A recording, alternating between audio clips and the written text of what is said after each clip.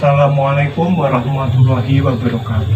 Waalaikumsalam warahmatullahi wabarakatuh. Berkat Allah yang kuasa, kita dapat diberikan nikmat sehat wal iman. Kedua kalinya tak lupa kita tetap curah limpahkan ke junjungan kita Nabi Agung Muhammad SAW. Pada kali ini kita akan sama-sama belajar mengenai tentang tafsir amali tentang surat Al-Alaq ayat 1-5. Sebelumnya, surat Al-Alaq adalah surat yang pertama kali diturunkan oleh Allah kepada Nabi Muhammad SAW. Wahyu pertama ini menandai pengangkatan Muhammad sebagai nabi dan utusan Allah.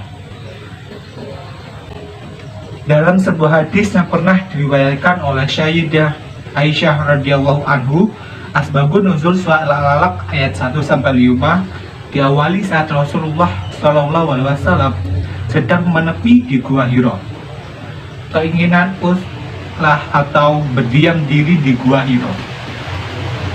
Ketika sebelumnya beliau SAW sering mengalami mimpi yang begitu jelas seperti cahaya di pagi hari. Ketika uzlah dari Gua Hira, Rasulullah SAW didatangi malaikat Jibril yang menyuruhnya untuk membaca atau Iqra. Kemudian Jibril berkata Iqra, yang artinya bacalah. Perintah itu diulangi sebanyak 3 kali. Kemudian Rasulullah SAW menjawab, saya tidak bisa membaca. Sebanyak 3 kali pula. Setelah itu malaikat Jibril membaca surat Al-Alaq ayat 1-5. Kita baca bersama-sama yaitu ayat 1-5. A'udzubillahi minasyaitonirrajim. Bismillahirrahmanirrahim. Iqra bismi rabbikal ladzi khalaq. Khalaqal insana min 'alaq. Iqra wa rabbukal akram. Alladzi 'allama bil qalam. 'Allamal insana ma lam ya'lam. Shadaqallahul alim. Kemudian malaikat Jibril pun meninggalkan Rasulullah SAW seorang diri dengan badan gemetar, perasaan takut.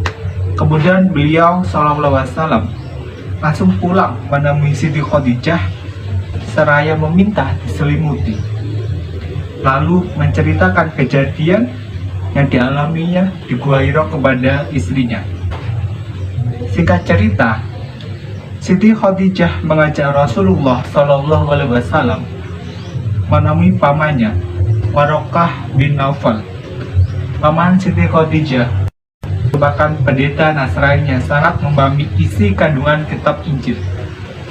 Sayyidatina Khadijah meminta pamannya itu untuk menjelaskan kejadian yang menimpa Rasulullah SAW. Lalu Rasulullah SAW menceritakan kejadian yang menimpanya kepada pendeta Nasrani tersebut. Kemudian sang pendeta menjelaskan bahwa kejadian itu merupakan pertanda kenabian Rasulullah SAW. Bahkan Waraqah juga memaparkan tantangan yang akan dihadapi Nabi Muhammad dalam menyampaikan risalah kenabiannya nanti. Waraqah berkata, jika ia masih diberi umur panjang, maka ia akan membela dan melindungi Rasulullah dari orang-orang yang memusuhinya. Begitulah kira-kira asbabun nuzul surat Al-Alaq ayat 1-5. Kemudian kita ke penafsirannya, yakni yang ayat pertama tentang Iqra bismi rabbikal ladzi khalaq. Iqra yang artinya bacalah. Bismi dengan menyebut Rabbika Tuhanmu alladzi khalaq yang maha menciptakan.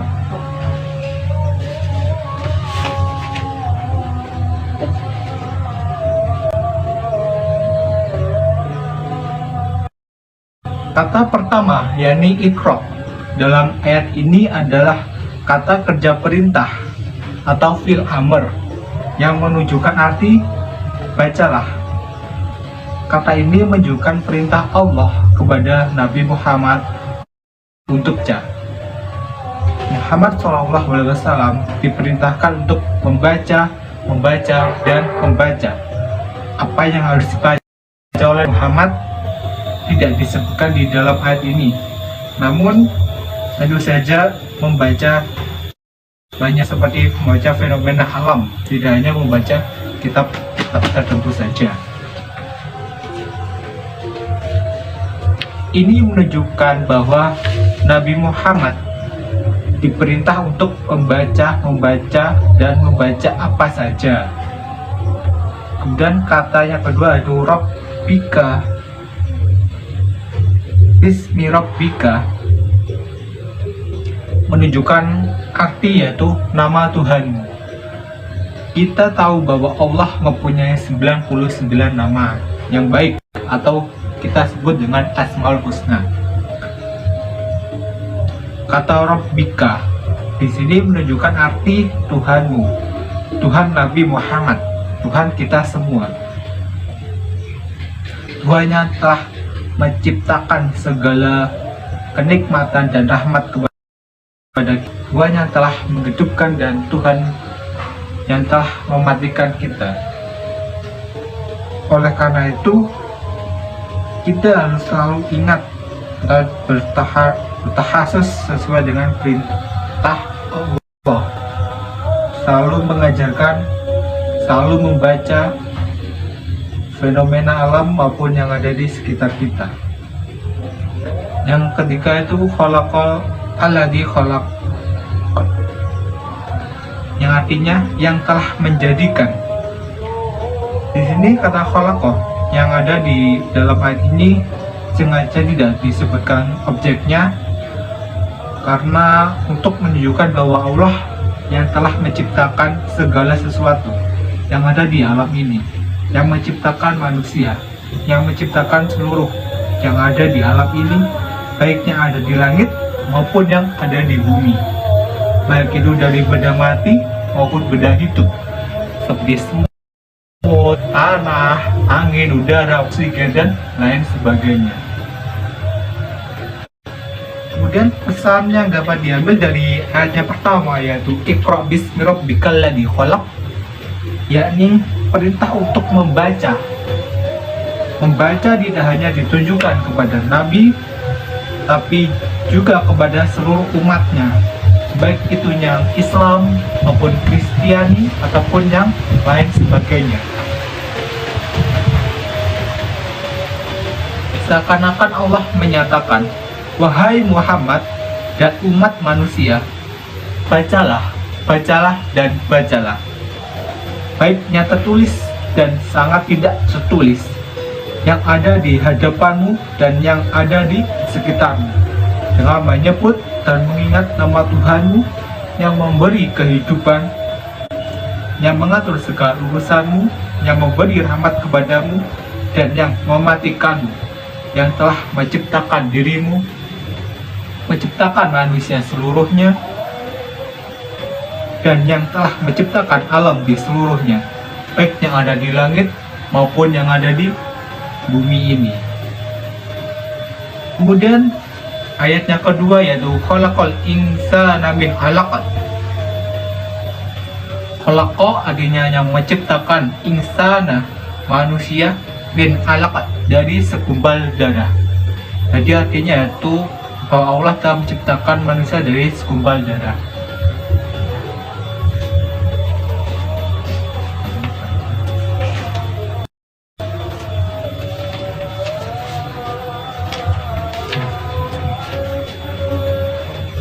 Yang pertama, kita harus tafakur atas penciptaan Allah.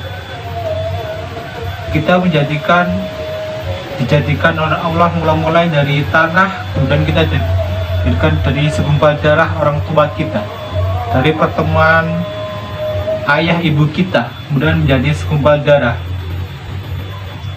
Kita menjadikan tafakur itu pada segumpal darah yang nempel di titik darah yang menempel pada diri kita. Selalu bertafakur kepada Allah Subhanahu wa Ta'ala. Selalu ingat Allah dimanapun kita berada. Karena kita mulainya yaitu dari sesuatu yang hina, darinya kecil, kemudian bertumbuh sampai hingga dewasa. Kemudian ayat yang ketiga, Iqra wa rabbukal akram. Iqra arti bacalah, wa rabbuka dan Tuhanmu lah, akram yang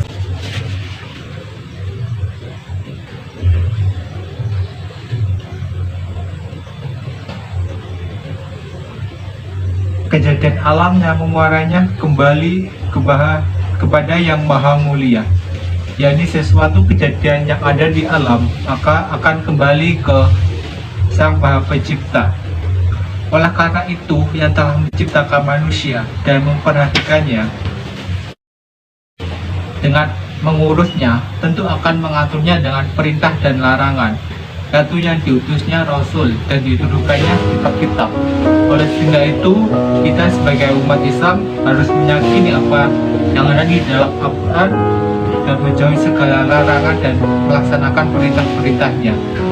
Kita tetap meyakini adanya Rasulullah yang telah diutus Allah kepada kita untuk menuntut ke jalannya benar.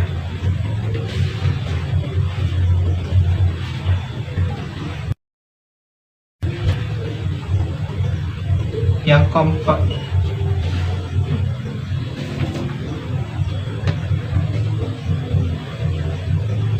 rangkaian ayat ketiga ini juga mengandung pengertian makna yang perlu kita tadabburi. Yang pertama kita lakukan terhadap maknanya terjemahannya, ya ini bacalah wahai Muhammad, sedangkan Tuhanmu adalah zat yang paling agung. Tadabbur yang kedua yang harus kita lakukan ialah kandungannya.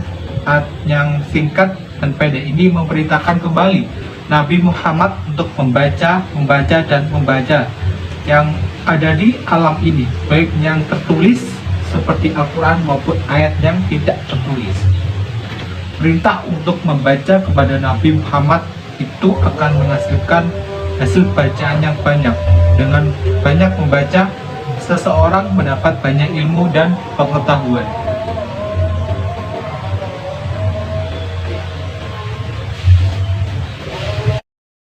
Yang keempat, ayat yang keempat yaitu alladzi 'allama bil qalam.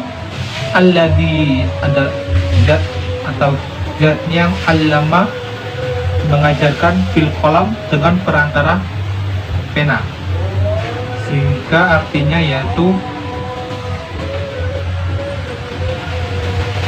dan mengajarkan kamu dengan perantara kalam atau pena, sehingga kita menyadari bahwa jika kita mempunyai ilmu karena Allah yang mengajari kita, oleh karena itu kita gunakan ilmu tersebut dengan sebaik-baiknya.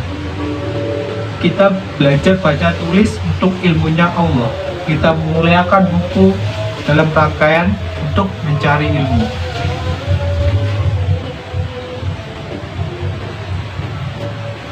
Yang kelima, allamal insana ma lam ya'lam. Allama telah mengajar insana pada manusia ma lam ya'lam, apa yang tidak manusia ketahui. Artinya yaitu Allah mengajarkan kepada manusia apa yang tidak manusia ketahui. Dengan demikian kita harus tafakur dengan menyadari bahwa Allah mengajari manusia apa yang tidak diketahui, mengagungkan Allah yang menjadikan apa yang kita ketahui untuk pertama kali. Kita tahu dilahirkan di dunia ini sejak kecil kita tanpa mengetahui sesuatu apapun. Mulai dari kecil kita tidak bisa mengenal baca tulis, tidak bisa mendengar, tidak bisa membaca. Kalau mendengar bisa, cuman tidak bisa membaca. Dan hal itu juga diberikan oleh Allah Subhanahu wa Ta'ala. Mulai beranjak dewasa, remaja, kita harus tetap mencari ilmu. Sebab apa? Karena dengan mencari ilmu itu, dengan membaca kita dapat memperoleh pengetahuan. Karena membaca salah satu perintah dari Allah Subhanahu wa Ta'ala. Nah,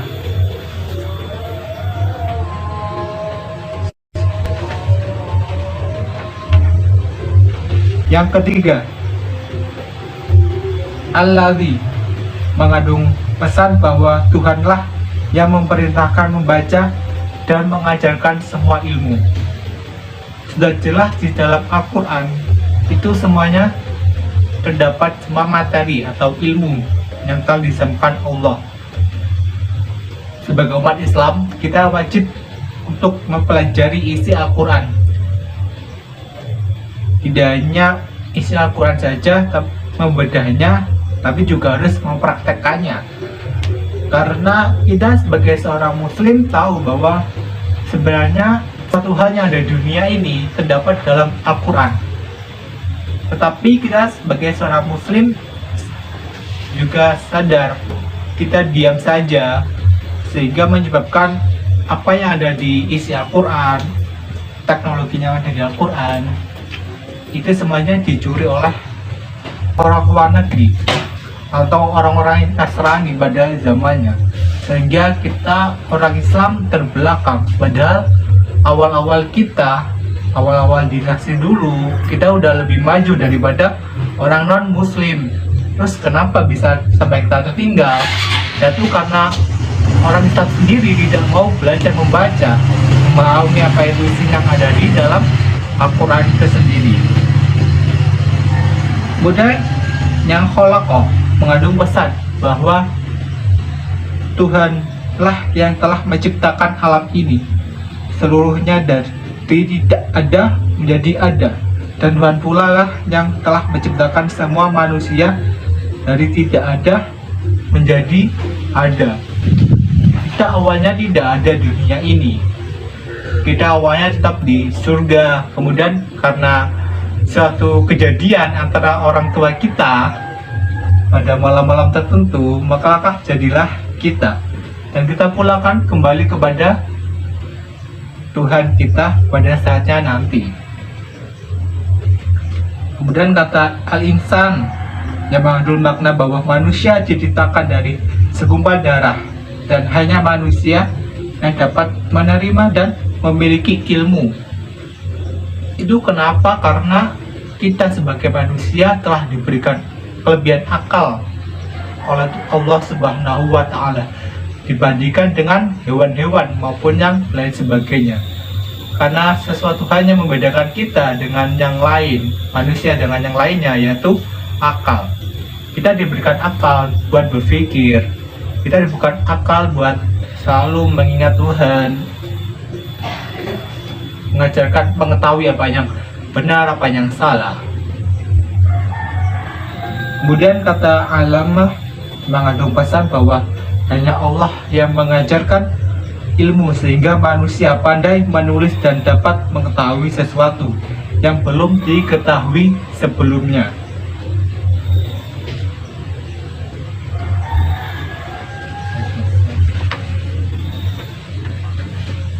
Maksudnya yaitu kita awalnya tidak mengetahui apa-apa, seperti tadi seorang bayi yang lahir tidak dalam mengetahui apapun, kemudian dewasa karena kita disekolahkan, maka kita akan memperoleh ilmu sehingga kita mengetahui apa itu Al-Quran, apa itu pendidikan, apa itu ilmu pengetahuan alam, dan lain sebagainya. Dan itu karena berkat rahmat Allah. Kemudian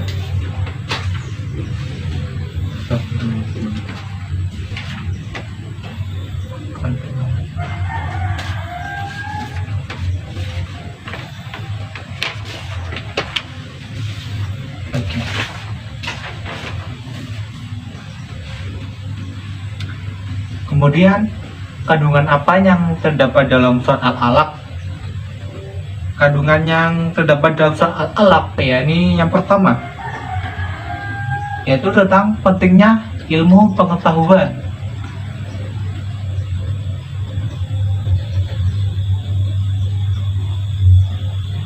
dan seruan untuk menuntut ilmu.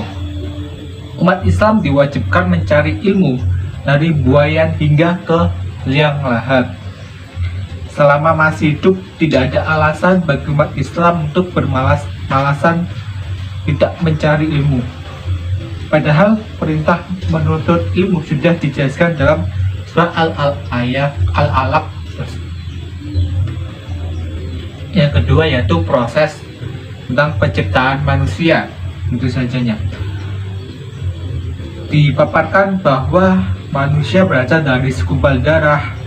Ilmu pengetahuan modern menyebutkan segumpal darah itu merupakan pertemuan antara sel-sel telur dan sel-sel sperma dalam rahim seorang wanita. Allah menciptakan manusia dengan bentuknya sebaik-baiknya. Hal tersebut telah dijelaskan dalam surah Al-Alaq tersebut jauh sebelum adanya ilmu kedokteran. Kemudian yang ketiga yaitu anjuran banyak membaca. Surat Al-Alaq memerintahkan manusia untuk membaca supaya mendapatkan pengetahuan dan wawasan yang banyak.